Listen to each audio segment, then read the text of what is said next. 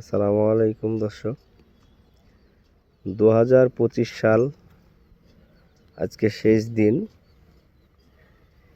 এই সালকে আমরা বিদায় দিচ্ছি খুব স্মরণীয় করে।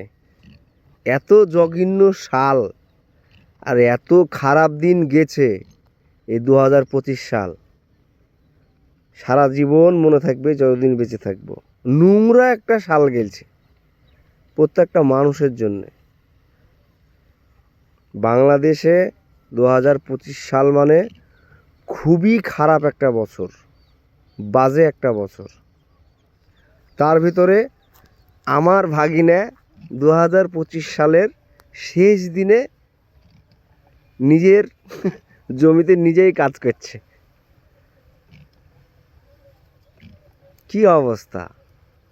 500 টাকা খরচ করলে কি হতো মামা?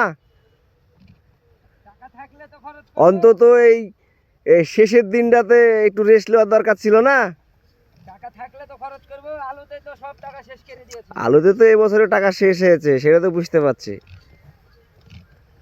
রেস্ট নিলে পরে আর যে কটা টাকা আছে ওই কটা টাকা দিয়ে আর এত কৃপণ হলে চলবে?